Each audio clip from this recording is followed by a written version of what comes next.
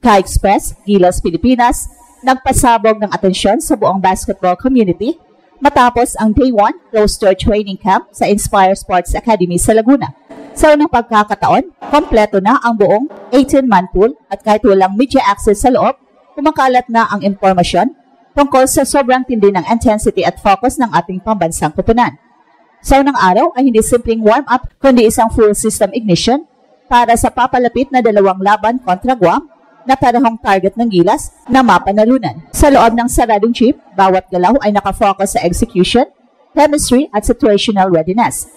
Ramdam na ramdam sa intel mula sa camp na mabilis ang pacing, mabigat ang defensive emphasis at halos walang patay na minuto sa bawat sequence. Ang coaching staff ay agad nag-set ng tone na ang opening window ay hindi pwedeng paglaruan. Nakaprograma ang buong practice sa efficiency at physicality, transition attacks, pressure defense at half-court sets na nakasentro sa spacing at enter your threats.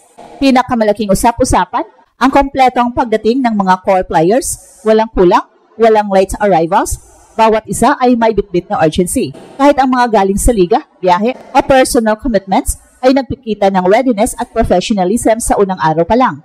Maging ang presensya ni Kai sa camp, kahit hindi pa cleared sa full contact, ay nagbibigay ng psychological boost sa buong grupo. Iba ang bigat kapag nakikita nilang kasama sa preparasyon ang 7-3 center na inaasang muling lalakas ang chance ng Gilas sa frontline rotation pagdating sa tamang panahon.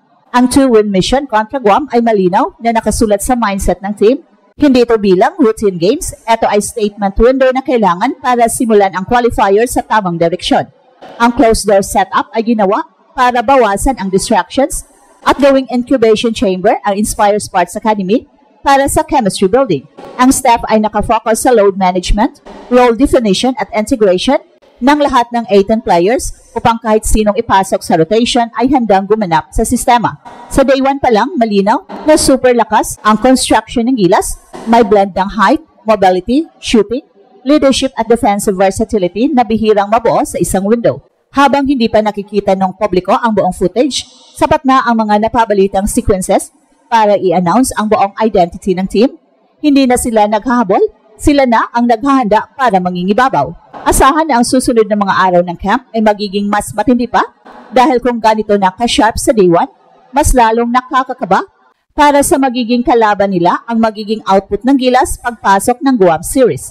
Ang unang araw ng closed-door training camp ng Gilas sa Inspire Sports Academy ay nagsisilbing malinaw na indikasyon ng direksyon ng ating national team para sa paparating na qualifying window.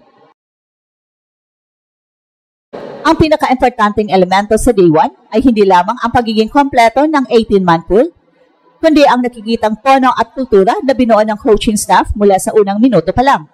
Kapag nag-close door ang Gilas, ibig sabihin, may operasyon silang kailangang pagtrabahuan nang hindi na didistract ng media at hype, kaya ang loob ng Inspire Sports Academy ay nagiging parang war room kung saan bawat possession at bawat defensive reaction ay tinitingnan bilang bahagi ng malaking blueprint. Sa analysis ng setup, kapansin-pansin na binibigyang diin kaagad ang defensive identity. Matagal nang kilala ang Gilas sa guard-driven offense, pero sa modernong qualifiers, hindi na sapat ang bilis lamang. Ang mga kalaban ay mas malalaki, mas systematic at mas magaling magbasa ng weak side gaps. Kaya sa day 1, ang defensive closeouts, positioning at help rotations ang immediate focus. So ibig sabihin, hindi kaagad shooting o highlight plays ang tinututukan. Inuuna ang pundasyon dahil dito nagtatagumpay ang mga team na mahusay sa continental play. Ang intensity ng defensive drills ay nagsasabi na ang coaching staff ay naglalatag ng bagong defensive spine na magiging base ng kanilang identity. Offensively, ang early integration work ay hindi pa fully structured pero sapat para makita ang intensyon ng Gilas na mas maging deliberate. Hindi ito katulad ng dating run and gun na madalas nagre-rely sa talent at individual creation. Sa day 1 sequences, mas malinis ang spacing at mas structured ang ball movement. Sa high-level basketball, lalo na sa qualifiers, hindi pwedeng puro isolation o bailout threes. Kailangan ng read-based offense at ito mismo ang sinimulang i-build ng Gilas. Kapag kompleto ang 18-man pool, malaking challenge ang role clarity, pero dito makikita ang maturity ng grupo. Walang ego, lahat pumapasok sa tamang spots at hindi nagkakagulo sa offensive hierarchy. Ang psychological effect naman ng pagiging kompleto ay malaki. Kapag 18-man pool ang nandoon at walang absentees, nagbabago ang energy, ang bawat practice rep ay may competition, bawat player ay alam na wala silang guaranteed minutes. Ito ang klase ng environment na gusto mong makita kapag dalawang sunod-sunod na panalo ang target sa unang window pa lang. Walang complacency, walang relax mode, puro trabaho. Ang closed door setting ay nagpapataas ng accountability dahil hindi nila kailangang mag-perform para sa kamera, sila ay nagpe-perform para sa sistema. At hindi rin maaaring kaligtaan ang presensya ng injured o recovering players tulad ni Kai. Ang psychological presence niya, kahit hindi pa full contact, ay nagpapadala ng mensahe, kompleto ang call, lahat committed at walang umaalis sa team structure. Ang pagiging physically present niya sa camp ay nag-reinforce ng solidarity at nagsisilbing motivator sa iba.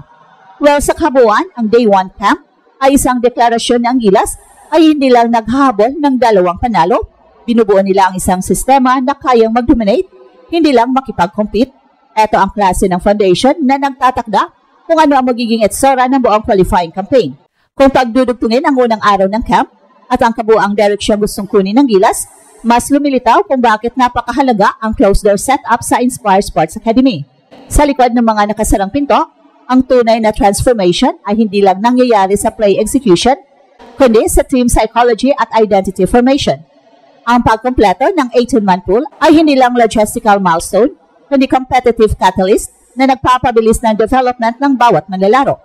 Dahil pare-parehong may chance na mapasama sa final rotation, tumataas ang intensity ng bawat possession at bawat drill, at ito ang uri ng internal pressure na kailangan para mahasa ang grupo bago sumabak sa dalawang laban kontra Guam.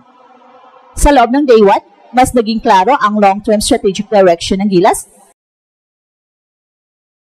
Gusto nilang maging mas physical, mas structured at mas unpredictable kumpara sa mga nakaraang windows. Ang laki at athleticism ng pool ngayon ay nagbibigay ng flexibility na bihirang makuha ng Gilas sa international play.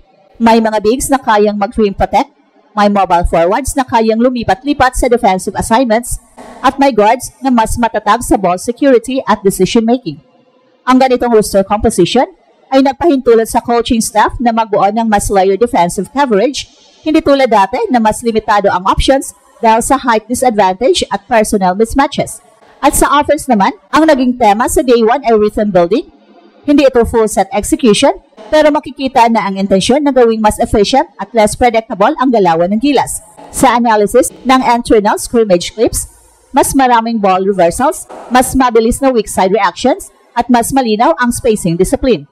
At ito ang Express Info kung saan bawat kwento, ginulat ang mundo. Don't forget to like and subscribe.